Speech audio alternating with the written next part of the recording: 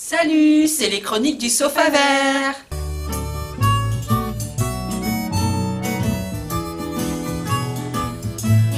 Salut Marie-Paul. Salut Laetitia.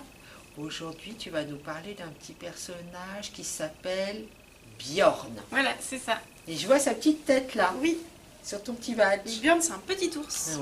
Oui. Donc pour l'instant, il y a 2 petits albums qui sont sortis de lui. Björn, 6 histoires d'ours et Björn et le vaste monde, qui sont écrits par Delphine Perret. Donc en fait, c'est des albums très sympas qui peuvent être lus à la fois par des petits enfants à partir de 4 ans et en même temps, ça peut faire aussi premier roman pour des enfants de 6-7 ans parce que le texte est tout court, très sympa. Et les illustrations sont aussi toutes mignonnes, très minimalistes. Voilà, j'adore ce petit personnage. Celui-là, c'est le premier, celui-là, le second, Voilà, peu importe. Bah après, ça peut se lire, il n'y a pas de Il n'y a pas d'ordre. Non, il n'y a pas d'ordre. C'est le premier qui est sorti, celui-là, Ouais, c'est ça? c'est ça. D'accord.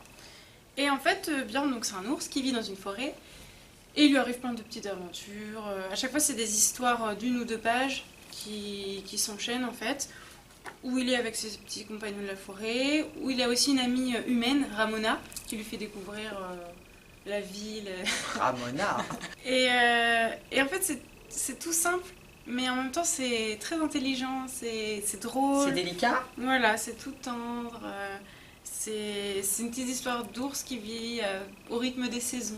D'accord. C'est super mignon. Bon, ça fait envie. Moi aussi, Ouais. je le dirais bien. C'est chouette. Bon, Voilà. super. Donc, pour une première lecture pour les 6-7 ans, et puis à raconter aux tout petits. Merci Laetitia. Je t'en prie.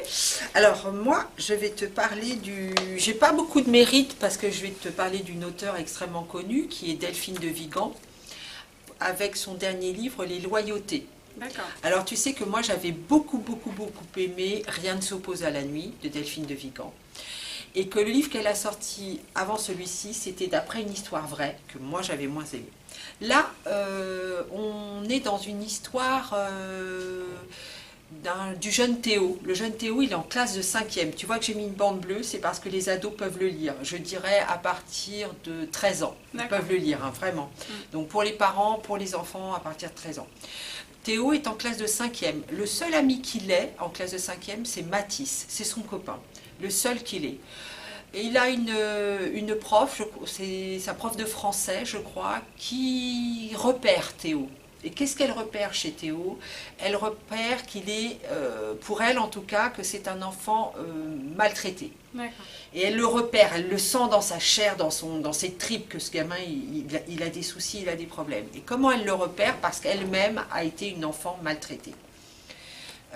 Effectivement, Théo, là ça va être l'histoire de Théo, on va entendre sa mère, son père, on va entendre l'histoire de la prof, on va entendre la vie, le quotidien de Mathis, pourquoi il est attaché à Théo, et aussi de la maman de Mathis. Okay. J'ai trouvé que c'était très intéressant de voir que la maltraitance, ce n'est pas simplement ce qu'on entend tous les jours à la télé ou à la radio, c'est pas que les coups, c'est pas que des abus en tout genre, etc.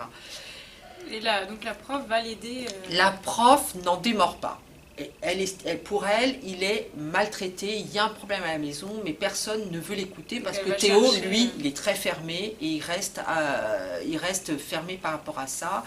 Elle va en parler à l'infirmière du collège, elle va en parler avec le proviseur, elle va en parler avec les profs, elle va convoquer la mère, enfin voilà. Elle va tout faire pour essayer d'aider Théo.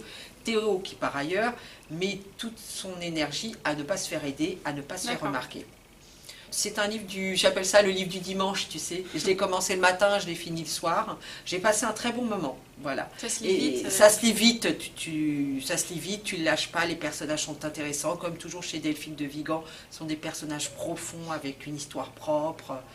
Tout ça est bien tricoté, voilà.